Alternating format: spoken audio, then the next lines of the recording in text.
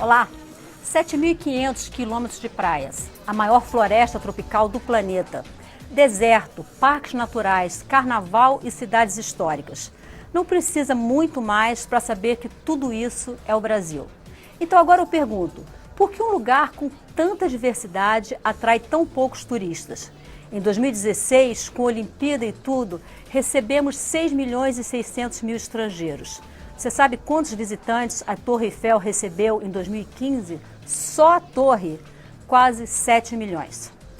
O Expressão Nacional de hoje quer saber como o Brasil pode se tornar um polo turístico mais atrativo.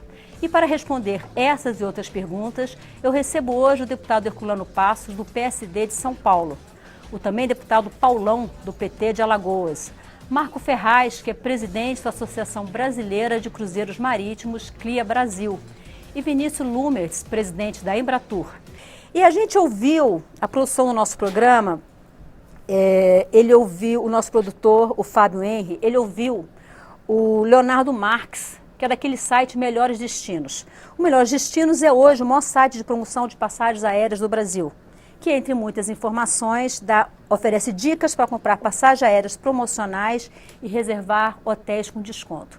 Então, a gente conversou com ele e eu vou, ao longo do programa, colocar alguns trechos da nossa conversa para a gente fazer um debate aqui entre nós. A primeira parte do que ele falou foi sobre infraestrutura. Vamos ouvi-lo. A infraestrutura, ela ainda é um problema.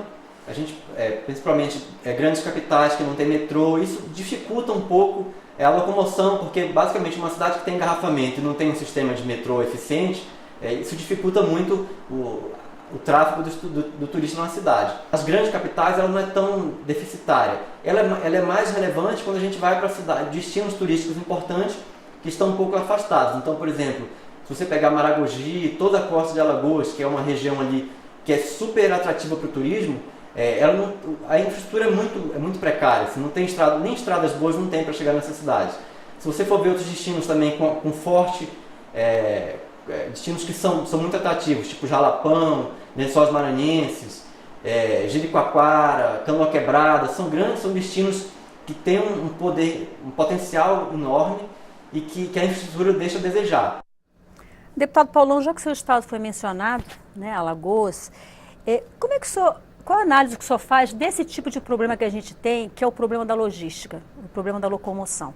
A gente sabe que as praias do Nordeste são belíssimas, as praias do Brasil de maneira geral, mas o Nordeste em particular tem muita essa dificuldade de acesso. Assim como ele mencionou Alagoas, você tem Jericoacoara, você tem as praias do Piauí, o próprio Delta do Parnaíba, um acesso muito difícil. O que o senhor acha que pode ser feito para melhorar essa situação? Primeiro, cumprimentar você, Maristela, todos os colegas que iremos debater. No caso de Alagoas, por ser um estado pequeno geograficamente, a gente só ganha para o estado de Sergipe, você tem um processo de logística que não é tão complexo. Mas tem razão, essas estradas que ele fala principalmente em relação à cidade de Maragogi são estradas estaduais. O governo federal, principalmente quando o Lula assumiu, ele conseguiu fazer uma infraestrutura muito boa nas estradas federais. A interligação hoje para o estado de Pernambuco está numa fase avançada em relação à duplicação, também o estado de Sergipe, mas as estradas estaduais também carecem. No caso do nosso aeroporto, repito, também foi o presidente Lula, conseguiu fazer um aeroporto moderno, né? Hoje é um aeroporto que tem integração, já tem inclusive plantas, inclusive para construir um novo aeroporto em Maragogi, mas o nosso turismo ainda tem uma característica de sol e mar, não é?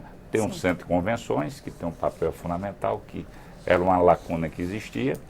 A gente conseguiu ter uma barreira que outros estados tiveram dificuldade, né? A exemplo do estado do Ceará, o estado de Pernambuco, que foi um período, quando eu fui vereador na década de 80, que foi chamado turismo sexual. E a gente conseguiu, todos alagoanos, a classe política, empresarial, evitar que esse processo atingisse Alagoas, mas ainda é muito sol e mar. Eu verifico alguns gargalos. Primeiro, em relação ao turismo, para ter um terminal no Porto de Maceió, e está aqui representando o Marcos Ferraz, até hoje não tem um porto adequado, e você tem um volume muito forte.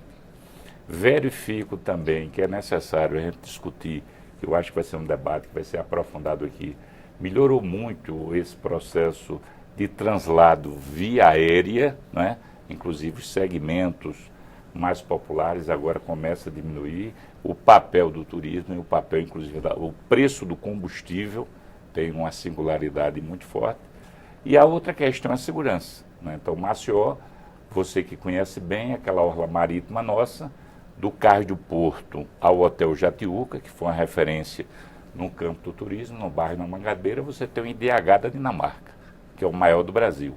No entanto, você tem uma periferia que são os países mais pobres. Então, a segurança nessa parte da praia de Maceió, ela tem, sem dúvida, uma segurança, eu diria, muito avançada, mas ainda um dos gargalos que o Estado tem, porque a gente tem uma violência muito forte na periferia. E hoje, nesse mundo globalizado, onde você tem acesso, principalmente à internet, muitas vezes você pode fazer um pacote e, dependendo de uma notícia negativa, você desmanchar. Mas Maceió continua entre esses polos Maragogi e Barra de São Miguel, que consideram um dos mais altos do Brasil, devido, como você falou, sol e mar, uma temperatura morna das águas, as cores, a hospitalidade, o padrão da gastronomia de Maceió já está no plano internacional. Essa rede de hotéis e também pousadas consegue dar um equilíbrio muito forte e avançou muito o turismo, repito, principalmente nessa última década. Marco Ferraz, já que a gente falou de cruzeiro, né, a gente está falando de todo o litoral brasileiro, do potencial que tem no nosso litoral, eu queria ouvir um pouco em relação a isso. Por que o Brasil ainda recebe tão poucos navios, sobretudo navios estrangeiros, e por que a gente também não tem muita exploração nos nossos rios, por exemplo, que poderia ter uma exploração maior? Boa noite a todos. Os navios de cruzeiro no mundo, eles estão crescendo muito. É bom fazer essa introdução primeiro. A gente cresce em torno de 4% de maneira consolidada nos últimos 10 anos. A gente chega esse ano a 25 milhões e 800 mil cruzeiristas no mundo, subindo 1 milhão e 100 em relação ao ano passado. Destinos como a China, que não tinham nenhum navio há cerca de 10 anos, já tem 60 navios o ano todo lá. A Austrália, que também não tinha nenhum navio, tem 36 navios fazendo a operação no hemisfério sul, quando é frio no hemisfério norte, ou seja, quando é calor também aqui no Brasil.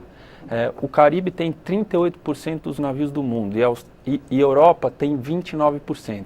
A gente precisa crescer, a gente como continente, América do Sul e como país. Quantos nós estamos recebendo por ano? Nós recebemos 20 navios em 2010-11, no verão, e a gente está só com 7 navios.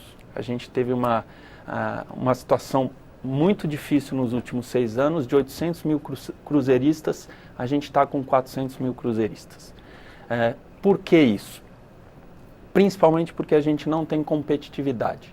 A gente é muito caro, a gente tem pouca infraestrutura, a gente tem muito imposto e a regulação de todos os setores que estão dentro dos navios, ou que a gente tem relação com esses setores aqui no país, de alguma maneira prejudicam a gente. Então, infraestrutura, a gente faz escalas lá em Maceió, mas a gente não tem um terminal de passageiros. Lá tem poucos berços, ou seja, onde o navio atraca, e às vezes quando a gente chega em Maceió, esses berços estão ocupados.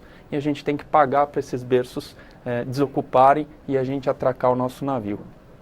A gente queria fazer Nordeste mais, mas pela distância do polo emissor, que é o Sudeste, Santos e Rio de Janeiro, para cruzeiros de 7 noites, a gente não consegue chegar acima de Maceió. Do Rio de Janeiro a gente chega em Maceió e de Santos a gente chega em Salvador. Mas para o sul a gente chega em Buenos Aires. Então, a gente consegue operar os dois lados. O ideal seria que a gente tivesse navio o ano inteiro, e o Nordeste tem clima para isso. Tem temperatura, tem mar quente, tem sol, tem praia, e é um sonho de consumo nosso. Por isso a gente tem a ajuda de todos, o deputado Herculano, o presidente Lumertz, o ministro Marcos Beltrão, eles estão nos ajudando para desatar vários dos nós que a gente tem. Eu li alguma coisa sobre até o preço dos práticos no Brasil. Os práticos do Brasil têm realmente um custo muito diferente do que é praticado no resto do mundo? Esse é um tema muito importante. A gente não é contra a praticagem. A praticagem é um serviço que traz segurança para todos os navios. O prático, ele ajuda os navios a entrarem nessas áreas muito restritas, todos os portos. Eles dão segurança para o navio, segurança ambiental, segurança para os passageiros e para o entorno. O que a gente tenta discutir com os práticos e via projeto de lei também é a questão econômica. A gente no Brasil chega a pagar 4 vezes mais do que custa na média de um prático fora do país. E no Amazonas é pior ainda, indo até na sua pergunta dos rios, a gente chega a pagar 10 vezes mais de praticagem para um navio que chega no Amazonas. Nessa última temporada, 17 navios de passageiros entraram no Amazonas e foram até Manaus. Eles visitam Parintins, Alter do Chão, Santarém, Boca da Valéria e Manaus. A gente podia ter muito mais navios, mas o custo de praticagem realmente impede, junto com vários outros problemas que a gente tem, mas a praticagem realmente é um dos fatores aí que a gente está trabalhando. Eles estão nos recebendo aí para uma negociação mediada pelo Ministério do Turismo, pelo ministro Marcos Beltrão, pelo ministro dos Transportes, o Maurício Quintela, mas a gente tem ainda um longo caminho para seguir, esperamos que possivelmente a gente chegue num acordo. Eu vou pedir para passar um outro trecho da conversa que nós tivemos com o Leonardo Marques, do site Melhores Destinos, em que ele fala sobre problemas para o turismo doméstico. O turista brasileiro, um dos problemas ainda é o custo. Assim. O custo do turismo no Brasil, das passagens aéreas, ela reduziu nos últimos 15 anos. Aí. Teve uma mudança de regulamentação, tanto para passagens internacionais como nacionais, e elas baixaram muito de preço ao longo desses últimos 15 anos. E isso foi muito bom, mas ainda é um turismo caro. Então, às vezes a gente vê, por exemplo, uma passagem para Santiago ser mais barata do que uma passagem para o Nordeste. Na hora de fazer uma viagem, a pessoa sempre pensa, eu vou para o Brasil ou para o exterior, e ela vai comparar esses valores. E a gente tem destinos internacionais que se promovem muito mais no Brasil. Então, eles conseguem chegar até o brasileiro com um preço mais baixo, e isso acaba tirando o turista brasileiro do Brasil para ir para um destino internacional, muitas vezes que é bem próximo da gente.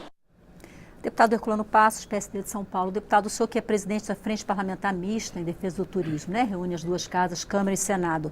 O que o senhor diz do que ele comentou sobre o custo da passagem caiu, né? Doméstica caiu, mas a gente ainda tem um turismo caro e é mais barato, às vezes, viajar para Santiago do que para Maceió. Com certeza. O turismo é muito caro, as passagens, e às vezes é mais barato viajar para a Europa ou para os Estados Unidos do que aqui internamente. E nós estamos aí, inclusive, para aprovar 2 matérias importantes na Câmara dos Deputados, que é a Lei Geral do Turismo, que está montando-se uma comissão especial para essa matéria, e também o Brasil Mais Turismo. Aprovando o Brasil Mais Turismo, nós vamos aprovar temas importantes, que é transformar a Embratur em uma agência e também fortalecê-la através de receitas de loterias e também de outras receitas. E não vai poder ser contingenciado, então isso é importante.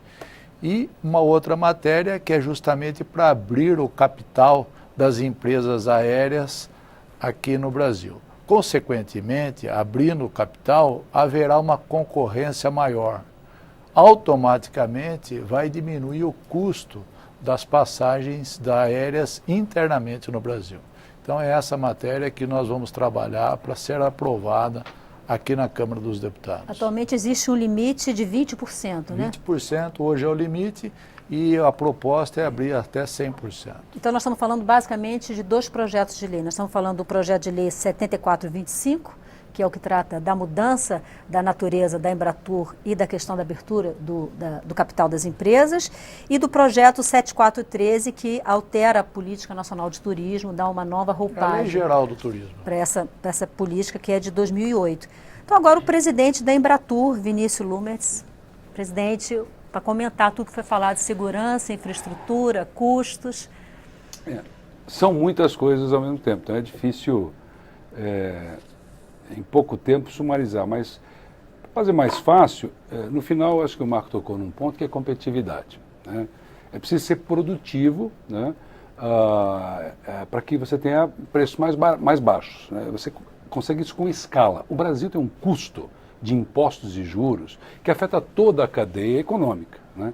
O Brasil encarece, isso acontece com o salário do trabalhador, acontece com o microempresário, acontece com toda a economia brasileira, que ela vai se perdendo ao longo do caminho. Então, no final das contas, mesmo, você tocou na questão da infraestrutura, a nossa infraestrutura, por vários estudos de competitividade, é a melhor dos países da América do Sul e da América Latina como um todo. Mas quando você vai para o México, você tem um lugar chamado Cancún, que é uma decisão política que foi tomada ali de fazer um local para desenvolver o turismo, que fatura sozinho 3 vezes mais do que fatura, quase 3 vezes o que fatura o Brasil.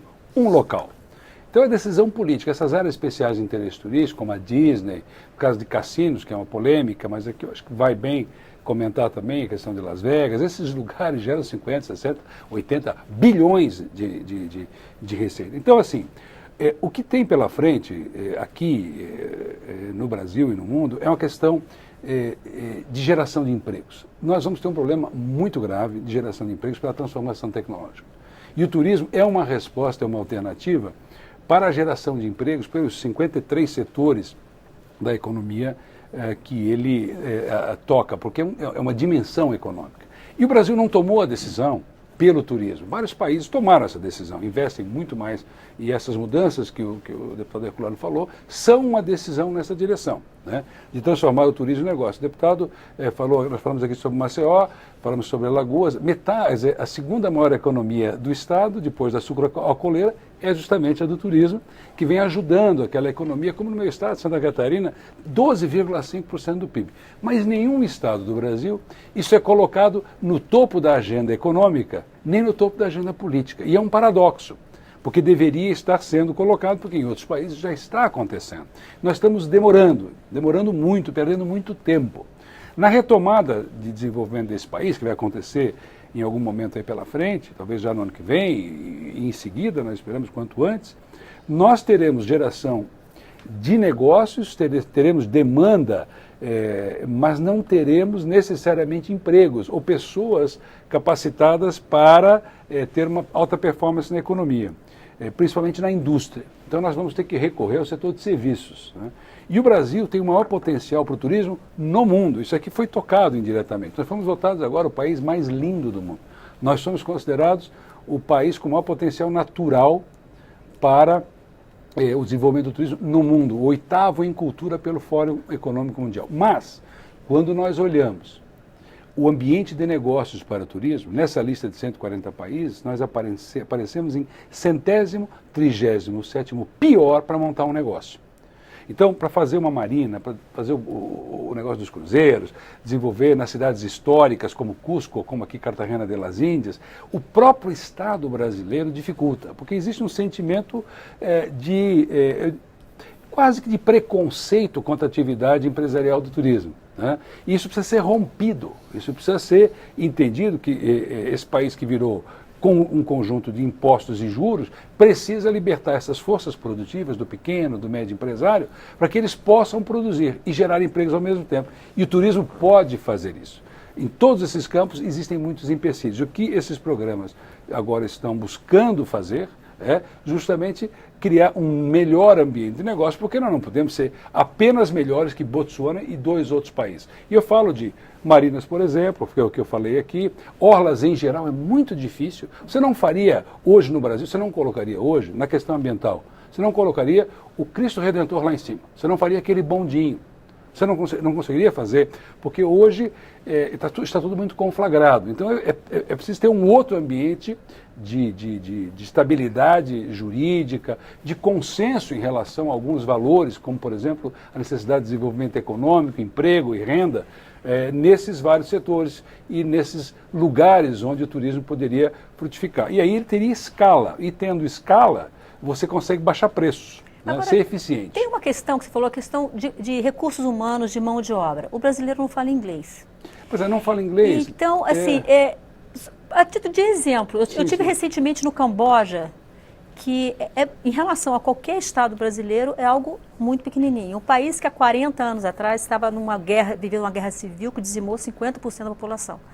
Você faz turismo no Camboja, as pessoas que trabalham com turismo no Camboja falam várias línguas. É a consciência da importância do turismo para o soerguimento daquele país é uma coisa isso impressionante. É uma opção política. Vamos Sim. pegar no Brasil, a cidade de Gramado. Tem uma opção política em Gramado por turismo. Então, desde a escola primária se aprende turismo. Mas lá tem 6 milhões e meio de turistas, a maior parte brasileiros. Então, o Brasil tem turismo.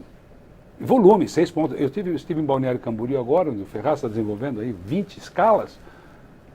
Tem 6, 7 milhões de turistas também. Só que nós precisamos amadurecer essa economia no nível de atração, não só do próprio brasileiro, cada vez mais, mas do estrangeiro. E nós temos já uma renda de 7 bilhões de dólares. Você vai dizer isso é pouco, 6,6 milhões de turistas. É pouco. Porém, é o quinto item na nossa balança de exportação, porque o Brasil é um país muito fechado. O Brasil precisaria se abrir. Você falou de idiomas. Eles falam, e é muito mais difícil para eles falarem do que para nós, porque essas línguas são mais distantes. Nós, no Brasil, falamos pouco inglês. Porém, nós somos o segundo, se não o terceiro, eu acho que o segundo maior mercado de línguas estrangeiras de ensino de inglês do planeta.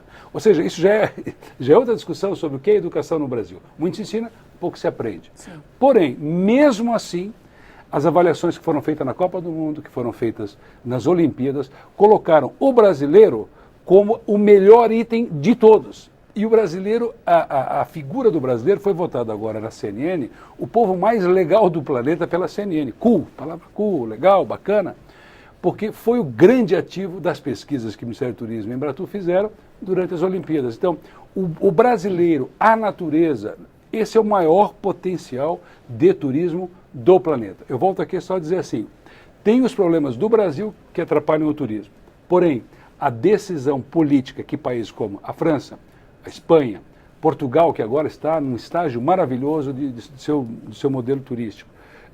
A compreensão desse... O Japão é uma potência industrial, mas tinha 8 milhões de turistas. Não gerava empregos porque a Toyota, a Nissan, essas empresas estão cada vez mais automatizando. Então lutou para ter 20 milhões de turistas. Eles querem 40 agora. Por isso estão fazendo grandes eventos, etc, etc. Então, é uma decisão política que é tomada pela compreensão. Por exemplo, o presidente Obama tinha essa compreensão, o presidente Trump não tem. Né? O presidente Obama queria 100 milhões de turistas. Aí veio a alternância lá e foi ao contrário. Né? Então, assim, a questão central, e aqui temos 2 deputados, e temos aqui o Ferraz, só para terminar essa minha inserção, é assim, vai mudar quando o Brasil se modernizar, evidentemente, através dessas reformas todas, as grandes e as pequenas, porque o Brasil é um país que precisa de reformas, de mudanças, de coragem para fazer essas mudanças, e para isso é preciso baixar um pouco a bola do populismo, do excesso de jogo para a plateia, porque essas mudanças são necessárias, porque o país realmente virou um saco de impostos e juros, né? Isso é impossível nós continuarmos assim, e libertar essas forças empreendedoras para que elas possam ajudar o país a crescer. Né? E nós do turismo entendemos que se nós viermos para o centro da agenda política, nós poderemos fazer a diferença na geração de empregos. As eleições do ano que vem, eu espero que sejam as primeiras da história no Brasil que coloquem o turismo num patamar mais alto, porque as eleições anteriores não fizeram. Plano de governo, né? Deputado Paulão, o presidente da Embratur falou que nós fomos eleitos o povo mais legal do mundo, cool e tal. O brasileiro tem essa fama, né, de ter jogo, de ter simpatia, mas você acha que existe consciência do brasileiro da importância do turismo para a geração de renda, consciência de que turismo é negócio, que o turista tem que ser tratado com respeito, que aquele turista que é explorado uma vez e que percebe que é explorado, ele volta para a terra dele, quando é um turista estrangeiro, e conta que foi explorado e isso tem um efeito negativo, muito ruim. Você acha que a gente, de maneira geral, a gente tem consciência da importância que o turismo pode ter na nossa vida? Não, porque o turismo até agora não foi política de Estado, foi política de governo, né? Independente da matriz ideológica. Eu avalio que o turismo, eu falo muito focado em Alagoas do Nordeste, a segunda cadeia produtiva é o turismo. O último estudo, quando a Sudene ainda tinha peso, né? A agroindústria do açúcar, ela tem uma atividade secular, concentrada, Maceió, Alagoas é um dos estados que tem maior concentração de renda, uma desigualdade social imensa, e o turismo ela tem essa capacidade, desde o Hotel 5 Estrelas, que foi, no caso, o Hotel Jatiuca, do grupo Ludwig, né, que implantou no final da década de 70, a tapioqueira, o vendedor de caldo de cana, a pousada, enfim, ela tem essa capilaridade. Então o Estado tem que definir. No caso específico, principalmente do Sol e Mar, tem que ter algumas intervenções de infraestrutura. O colega que apresentou na tela, ele falou só de estradas, mas existe novos paradigmas, principalmente ambiental. Então, se você chega numa praia, as praias, principalmente Maceió, são praias belas, você verifica uma língua de esgoto, logicamente aquilo baqueia um pouco. Então, a questão ambiental não é só firula em demagogia. A questão ambiental é realidade, que é fundamental para a qualidade de vida. Como a gente está num mundo globalizado, a gente tem que ter compreensão sistêmica do processo. Então, decisões como essa que o presidente agora voltou, de atacar a Amazônia de uma forma só dada, o mundo percebe esse processo, não é? Então, esse equilíbrio, natureza, isso é fundamental, mudou paradigmas. Agora, tem uma questão que a gente tem que aprofundar, eu concordo, a taxa de juros em relação ao processo acima da média internacional, mas tem um debate que, infelizmente, não foi enfrentado até hoje. Eu estou dizendo isso até, inclusive, o governo, que eu fiz parte, o governo do Partido dos Trabalhadores. O Brasil, até hoje, não fez uma reforma tributária. É muito fácil colocar outdoor na rua com impostômetro. Ninguém discute o sonegômetro. E quando a gente pega a lista do sonegômetro, são as maiores empresas que devem ao Brasil. Então, quem é que paga tributos no Brasil? O pobre, porque o tributo daqui forte é no consumo. A classe trabalhadora e a classe média, a elite brasileira não paga tributos. Então, essa discussão de fazer só a discussão dos juros, sem fazer uma reforma tributária sistêmica, como é que você vai fazer distribuição de renda? Porque o turismo melhorou nesses últimos anos, porque a economia melhorou, deu poder aquisitivo. Então, aquela visão inicial da antropologia, que o primeiro passo é você se alimentar, depois você se vestir, aí vem um lazer. Então, entrou na agenda porque melhorou o poder aquisitivo, não, porque não é o glamour somente andar de avião, porque houve acesso ao avião, né? Houve acesso a uma pousada, houve acesso a um restaurante.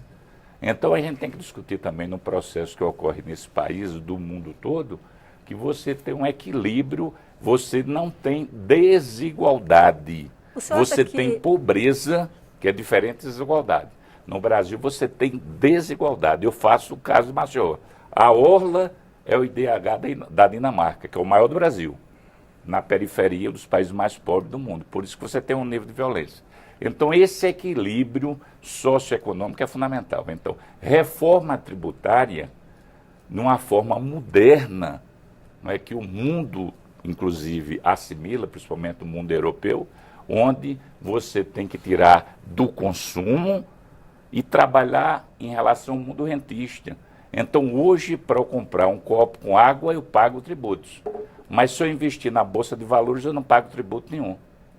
Então, esse processo tem que mudar. Se não mudar, por mais que a gente queira discutir, a gente está discutindo varejo. O senhor acha que abrir o capital das empresas de aviação para o investidor estrangeiro, como está previsto no projeto de lei encaminhado pelo Executivo, o senhor acha que é uma boa alternativa? Não tem problema, eu não vejo, não tenho dogmatismo nenhum. Eu acho que tem outras prioridades no Brasil, né? Eu acho que tem que focar na educação, na área de saúde.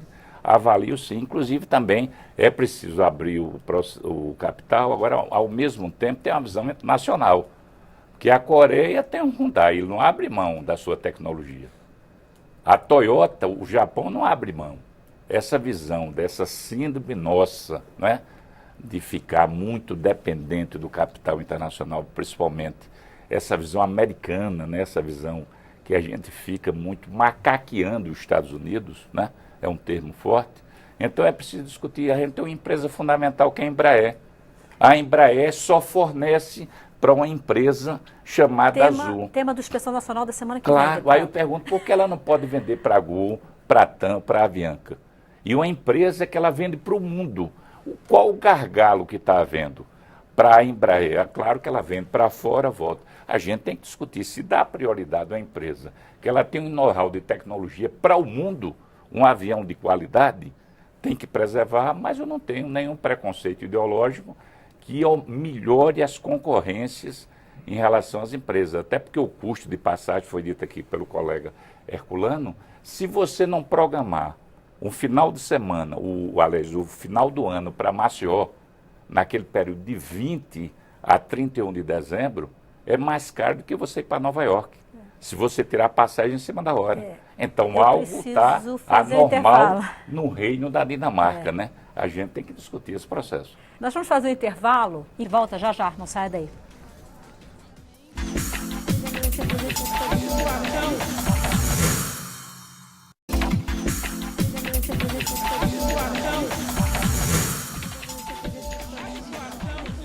O Inspeção Nacional de hoje quer saber como melhorar o turismo no Brasil.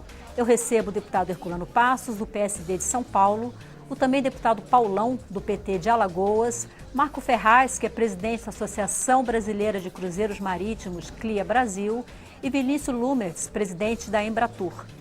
Então, eu quero voltar nesse bloco ouvindo mais um trechinho do que o Leonardo Marques, do site Melhores Destinos, falou para a gente sobre o turismo estrangeiro no Brasil. Basicamente, existem dois fatores que influenciam bastante nisso. Um é mais em relação ao turista americano, que é a necessidade dele ter um visto para entrar no Brasil, e ele não precisa desse visto para entrar na maioria dos países que concorrem com a gente para receber esses turistas. Então, no Caribe não precisa, no Chile ou na Argentina, ele não tem a burocracia que a gente tem. Um outro fator também que eu acho que é bastante importante, que conta muito nisso, nesse turista que vem de fora, é a questão da segurança pública, né? Isso, a gente vê os principais destinos brasileiros, as capitais basicamente, elas têm uma infraestrutura bem melhor para o turismo, então tem uma rede hoteleira muito boa, tem aeroportos bons, tem bastante voos internacionais, mas a segurança pública ela deixa muito a desejar. E isso é uma coisa que ela prejudica o turismo hoje e que gera um problema no futuro, porque para reverter depois dessa imagem, vai precisar de muitos anos de campanhas e divulgação do Brasil no exterior para conseguir reverter essa imagem de que as capitais brasileiras são violentas e que é uma imagem que vem se propagando bastante lá fora. Marco Ferraz, você que mexe com cruzeiros marítimos, eu queria ouvir em relação a dois pontos. A questão da burocracia, ele citou especificamente o visto americano, que não é exigido em outros países, que concorrem com a gente, e a questão da segurança pública.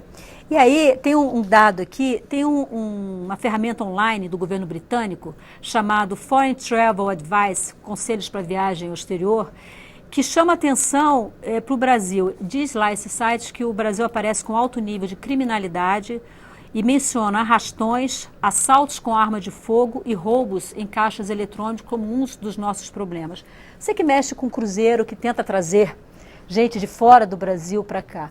Esses dois pontos, segurança e burocracia, como é que isso interfere no seu negócio? A questão, primeiro, do visto, dos 25 milhões de cruzeiristas do mundo, metade são americanos e uma boa parcela são canadenses, ou seja, dois países que precisam de visto para vir para o Brasil. E não é só tirar o visto, é que custa, é burocrático e demora. Então, um americano que quer fazer uma viagem de navio de cruzeiro, ele tem um playground ali para ele desfrutar, que é o Caribe, e que não precisa de visto. Ele, para vir para o Brasil, ele tem que aplicar num consulado, e 30 dias às vezes demora para tirar um visto, e $100 e poucos por pessoa. Ele e a família dele acaba tendo quase o preço do bilhete para tirar visto para os 4, se for uma família de 4 pessoas. Então a gente já começa na burocracia ali. Existe um projeto de lei aqui da casa que está transformando o visto em visto eletrônico. Eu acredito que isso já vai melhorar muito a situação de viagem do americano para cá. Pode vir o australiano, como foi feito o teste na época da Olimpíada, e que isso aumentou bastante o número de australianos vindo para cá. E o canadense, o japonês, o chinês, eu acho que isso tudo pode ajudar muito. A burocracia aqui também é muito grande, né? Então, para a gente prestar conta para o governo de tudo que a gente tem a bordo, consumo interno dentro do navio, a gente tem que contratar empresas que fazem estoque inicial e final. A gente estava comentando do copo, a gente precisa ter uma referência desse copo, como ele é, qual é o tamanho, quanto cabe de água nele. Tudo isso gera muito trabalho. E lá fora, os investidores, quem pode estar trazendo o navio para cá, ele vê a competitividade e vê a segurança jurídica, a burocracia. E isso atrapalha muito. A questão da segurança pública, acho que é o último assunto, ela realmente atrapalha. A gente vê fora daqui, o presidente Lumetz viaja também bastante, ele enfrenta isso. A mídia mostra muito esse lado do Brasil. A gente que vive aqui sabe que isso afeta muito o turismo, mas a gente também sabe como viajar, sabe se defender.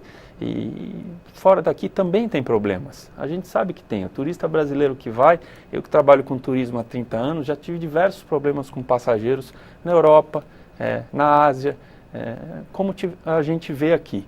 Temos que melhorar? Sem dúvida a gente tem que melhorar e eu acho que o governo tem que levar isso em consideração. Apoiando aqui o que o presidente Lumetz falou, a gente precisa de uma política de Estado. A gente precisa da coragem de um presidente da República, como foi feito com o presidente Obama, que foi na Disney e convidou o mundo para visitar os Estados Unidos. Ele tinha 60 milhões de visitantes, ele queria 100 milhões. A França hoje é o número 1 do mundo, junto com China, eles têm 70, 80 milhões de turistas internacionais. O Brasil, lógico, a gente tem os turistas da região, América do Sul inteira, que podem vir porque a gente está mais perto, mas a gente tem que atrair quem viaja muito, o europeu, o americano, o australiano, o canadense, e para isso a gente tem que diminuir burocracia. E esse parece que é um turista que gasta um pouco mais do que o turista latino, né? A gente tem um número interessante, Maristela. A Fundação Getúlio Vargas faz o trabalho para a gente de quanto de impacto gera um cruzeirista quando ele desce na cidade. Então, lá em Maceió, quando a gente tem um cruzeirista que desce, ele gera um impacto de R$ 513 para a cidade. Para cada 100 mil cruzeiristas que descem, a gente gera 51 milhões para a cidade. E para cada 18 cruzeiristas, a gente gera um emprego, aquele emprego da prestação de serviço. Na cidade de Búzios, o prefeito estava falando comigo, ele tem 2.000 famílias que vivem de navios de cruzeiros. Embora seja sazonal, ou seja, de novembro a abril, eles têm 2.000 famílias que vivem no ano do nosso setor. Então, a importância do turismo, né? Quanta gente vive disso e quanta gente pode perder se a gente parar de vir para o Brasil como um setor importante como é no mundo.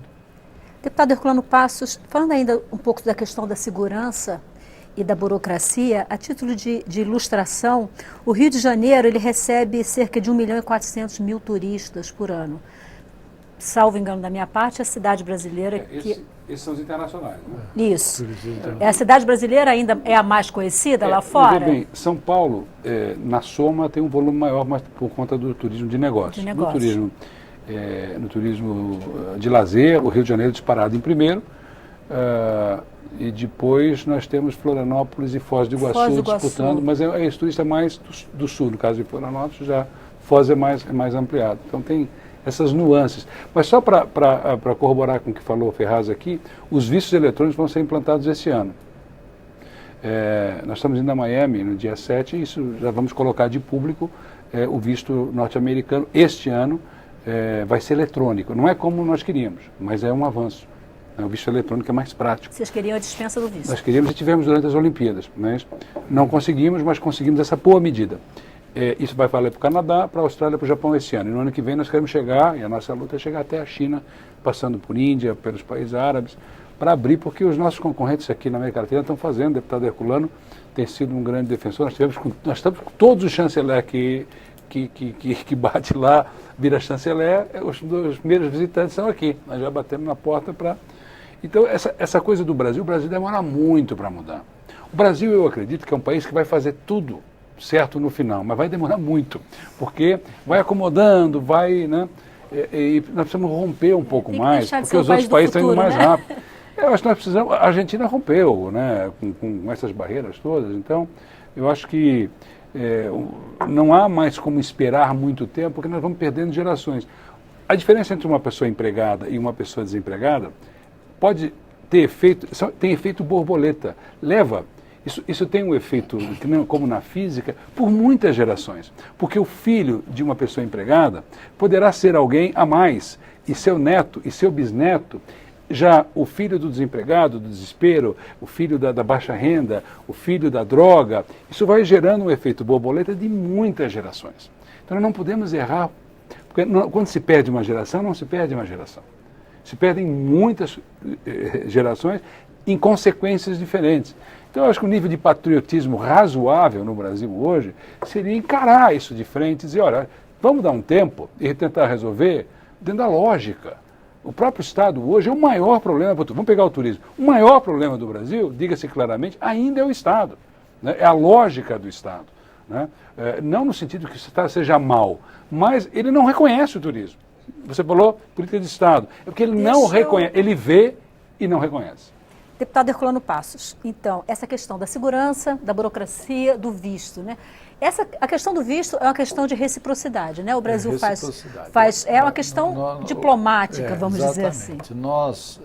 Quando surgiu o evento Copa do Mundo, a Comissão de Turismo, eu presidindo a Frente Parlamentar Mista em Defesa do Turismo, junto com a comissão, nós nos reunimos com o Ministério do Turismo e o Ministério de Relações Exteriores, para que a gente pudesse não exigir visto dos Estados Unidos, Canadá, Austrália e Japão. E foi feito. Mas acabou a Copa do Mundo e eu esperava que ia dar continuidade a isso, que daí a gente poderia abrir para a China e outros países, né? Mas, infelizmente, essa questão de reciprocidade impediu através do Ministério de Relações Exteriores. Isso é uma coisa que eu não estou entendendo até hoje, como eles estão atrasados em relação a esse pensamento. Isso mostra como o turismo precisa ser visto como política de Estado e não de um único ministério. Exatamente. E outra, países que não oferecem risco nenhum para o Brasil. Se fosse um país que tem terrorismo, tudo, a gente tem uma certa resistência. Mas os americanos não vêm para cá para fazer nada de errado, ele vem se divertir, ele vem passear, tem dinheiro, o dólar hoje está alto, é bom que venham gastar aqui. Não que brasileiros vá para fora, porque está mais caro. Porque teve época que o dólar estava muito barato e em Miami só tinha brasileiro. Investiram muito lá e os Estados Unidos estava em crise, uma crise profunda. Os imóveis desvalorizados, a crise... E o americano abriu para o turismo, para os brasileiros e o mundo todo ir para lá, para resgatar a economia americana, a visão que tiveram. E nós temos que fazer a mesma coisa aqui. Apesar da dificuldade da distância entre a Europa e os Estados Unidos, nós temos que ter meios de atração, diminuindo o custo, melhorando a segurança, melhorando a logística e criando equipamentos de turismo, que nós temos os naturais, que são os melhores do mundo, a reserva natural, as praias, o interior do Brasil todo. Eu sou de São Paulo. Lá tem uma política de turismo diferenciada do país todo. Foi criado lá 70 municípios e instâncias. Agora o governo está criando mais 140 municípios de interesse turístico, com apoio do governo. Então tem um turismo forte no estado de São Paulo, a economia gira e é um turismo interno. Porque o maior sonho do brasileiro não é a casa própria, o maior sonho do brasileiro é conhecer o Brasil. Isso foi feito uma pesquisa, o Sebrae fez e constatou esta identidade do brasileiro em querer viajar, passear. E é uma indústria limpa e que já está aqui. Está tudo pronto, os hotéis, os destinos. Nós temos que aproveitar isso. Como o Vinícius Luminis falou, é uma política de Estado. O Paulo, né, que muito bem falou aqui, nós temos que focar. E eu venho de uma cidade, Estância Turística, que eu fui prefeito de Itu, uma cidade do interior de São Paulo, e que o turismo gera emprego, renda, desenvolvimento, é um fator de desenvolvimento econômico, social, importantíssimo. E que Portugal, há pouco tempo atrás, recebia poucos turistas estrangeiros e estava em crise. A situação de Portugal era lamentável. Na Europa era o patinho feio. Hoje recebe 18 milhões de turistas estrangeiros e nós recebemos 6. Portugal é menor do que o estado de São Paulo. Então nós estamos aqui patinando no turismo. Está precisando que o governo enxergue o turismo como um negócio que vai gerar emprego e renda, como foi dito. É o que gera emprego. Agora com as tecnologias, as indústrias todas automatizadas, robotizadas, a agricultura toda mecanizada. O que gera emprego são bens e serviços, é o turismo, os hotéis, os restaurantes, as agências de viagem. Isso daí que vai gerar oportunidade de trabalho. Deputado, eu recebi um comentário aqui de Igor Dias, de São Paulo, lá do seu estado. Ele diz: é mais barato ir à Argentina do que visitar Fernando de Noronha. Exatamente. Por quê? O combustível é caro, o imposto é alto. Lá em São Paulo é 25% que cobra do querosene para viajar, os aviões. Como que pode? Fica mais caro porque cobraram uma taxa muito grande de imposto. Então isso daí dificulta tudo. E as empresas internacionais que fazem a cabotagem aqui, eles fazem com custo menor, né? Se a gente abrir o capital, vai ter uma concorrência. O governo também tem que colaborar diminuindo o imposto do combustível. Consequentemente, mais pessoas vão viajar, o governo vai ganhar muito mais, porque ele perde no querosene, é na escala. Depois no comércio local, tudo que o turismo proporciona, a atividade, a empregabilidade, ele vai ganhar na outra ponta. Então, diminuir o custo para aumentar a movimentação. A gente ouviu também o Leonardo Marques sobre a questão de políticas públicas. Que políticas públicas ele acha que podem ser implementadas para melhorar o turismo no Brasil? Vamos ver o que ele falou. Em termos de políticas públicas, uma coisa que deixa a desejar o Brasil é realmente um foco em trazer o turista do exterior para cá. Isso aí não basta, por exemplo, passar um filme divulgando o Brasil num outro país. Assim. Mas mais importante do que isso, são ações que são simples e efetivas para trazer o turista. Por exemplo, uma companhia aérea, vamos supor o Chile, ele quer trazer turistas brasileiros para lá. O que ele faz? Ele pega uma companhia aérea dele, do Chile, e coloca ela para voar para países que ela tem interesse em trazer turista. Então todos os países do mundo fazem isso. Os voos internacionais das companhias brasileiras hoje, eles são muito pontuais, são pouquíssimos destinos. Outra coisa simples, que funciona muito, é trazer blogueiros de viagem para visitar o país e depois eles voltarem a divulgar isso. Então isso funciona muito.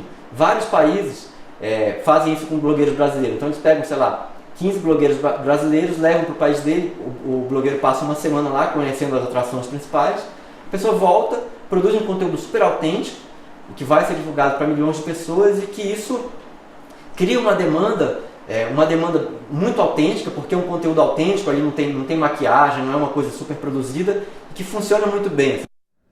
Deputado Paulão, o que o senhor acha que em termos de política pública, a exemplo das sugestões que deu, pode ser feito? Veja bem, eu estava ouvindo o Marcos e queria até polemizar um pouco em relação à questão dos cruzeiros marítimos. Eu não sou da área de turismo, mas eu percebo, Marcos, que há uma reação aí, inclusive, de pousadas de hotéis em relação aos cruzeiros, né? Que é desigual o custo, enfim, que gera pouco mão de obra. É um paradigma novo. Do mesmo jeito que a gente faz o debate em relação à abertura de capital das empresas de aviações, a gente tem que discutir em relação aos cruzeiros, né? Esse debate eu percebo que ele ainda não está consensual. Você não caso de Maceió. Maceió mesmo eu tenho 2 colegas parlamentares, né? Um que está no primeiro mandato, que é o Marcos Beltrão, e o Maurício, que está aqui, um ministro do transporte e o outro ministro do turismo. Eu estou dizendo que eu já tive a oportunidade de falar com ele. O terminal turístico de Maceió, que todo mundo canta e versa e prosa, até hoje não foi realizado. E acho que é uma obra com custo barato, fundamental nessa questão de ter uma estrutura de segurança, recepção, apresentação, uma interação do turismo com cultura e com educação, ou seja, como você casar essas políticas públicas. A gente tem memórias, né, no caso, a região do Nordeste, exemplo de Marechal Deodoro, Penedo, que são cidades seculares. Você tem em Olinda aquelas crianças que conseguem fazer toda a história no Alto da Sé. E de repente você não consegue em Penedo fazer toda a história. Então, como integrar o turismo à educação? Desde o primeiro momento da semente. Como integrar a cultura, ou seja, quando você desce do cruzeiro ser recepcionado, isso é fundamental. Marcos falava em relação a custo, aí vem de novo a reforma tributária, Marcos, porque toda a base dos tributos no Brasil é sobre o consumo, não é sobre investimento, é o que eu venho dizendo, muitas vezes a questão não é só ideológica também. Quem tem investimento no Brasil, você não paga tributos se investir na Bolsa de Valores. Mas você paga se tomar água mineral. Então esse custo fica alto, porque essa cadeia tem que ser modificada no plano internacional.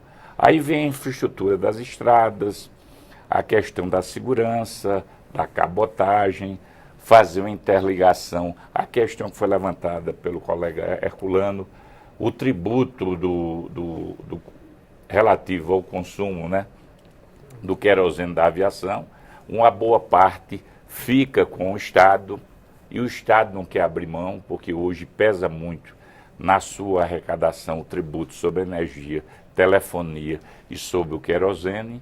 Aí você veja a contradição, né? Depois que a gente teve os 2 ministros de Alagoas, a gente tinha voo de manhã de Maceió, 2 voos de manhã de lá para cá. Por coincidência, esses voos acabaram. A gente tinha voo à tarde e 2 à noite. Esses 3 voos acabaram. Então, o que é que eu percebo? As empresas de aviação, ela quem dá o tom, com todo respeito. Não é? Ela não respeita o Ministério do Turismo, não respeita a ANAC, não respeita a Embratur. Então, como é que você vai ter o processo de dirigir essas empresas? Ela modifica a malha do jeito que ela quer. Por quê? Porque não é política de Estado. Se tivesse política de Estado, essas empresas não teriam esse comportamento. Além do preço, muitas vezes você está aqui programado domingo para viajar. No outro dia a malha é modificada e você não é nem avisado. E hoje é fácil que todo mundo, foi dito aqui pelo Vinícius, nós temos celular. Você como cliente podia ser avisado com antecedência. Eu acho muito de respeito às empresas de aviação no Brasil. E é por isso, Herculano, que eu não tenho crise nenhuma em relação a esse processo. Se tivesse todo estatal, eu defenderia. Mas como foi modificado há muito tempo, eu acho que tem que abrir o capital, oxigenar e ter controle. Eu percebo que a DAC, principalmente, e a ANAC não tem governabilidade nenhuma sobre as empresas de aviações. Deixa o Marco Ferraz, então, falar um pouco sobre essa questão do custo que você foi mencionado. Então, acho que antes disso eu queria comentar sobre o que o deputado Paulão falou dos hotéis e pousadas que são contra os navios. Isso aí vem se falando há muito tempo e a gente toma o cuidado de contratar a Fundação Getúlio Vargas para fazer essa pesquisa. E eles vão nos destinos e entrevistam as pessoas que descem dos navios para conhecer esses locais. E uma pergunta para o passageiro, para o nosso cruzeirista. Qual a sua intenção de voltar a uma viagem em terra nesse destino?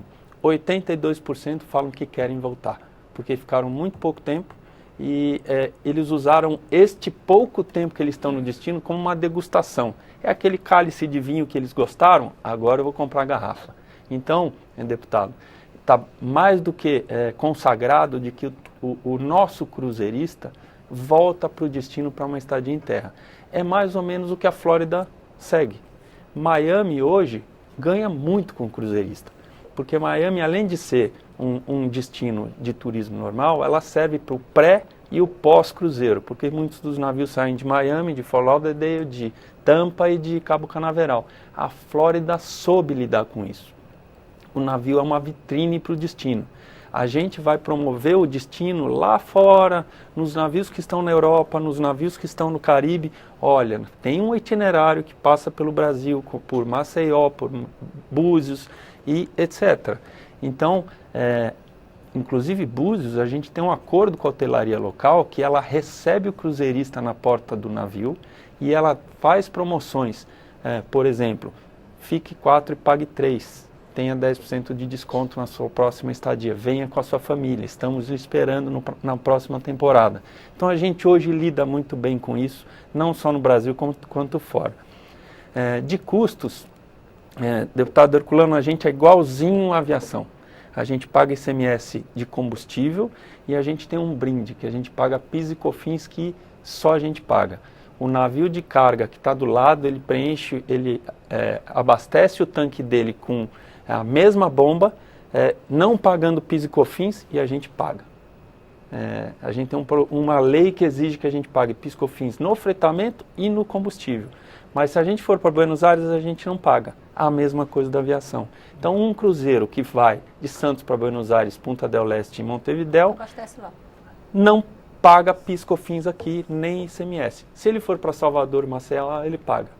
Exatamente como a aviação. A gente quer sim uma carona nesse projeto de lei que está aqui caminhando para a isonomia da alíquota de ICMS, para que a gente também tenha benefícios e o cliente final tenha um preço menor. A gente tem tarifas de cruzeiros lá no Caribe de $399 para até 7 noites.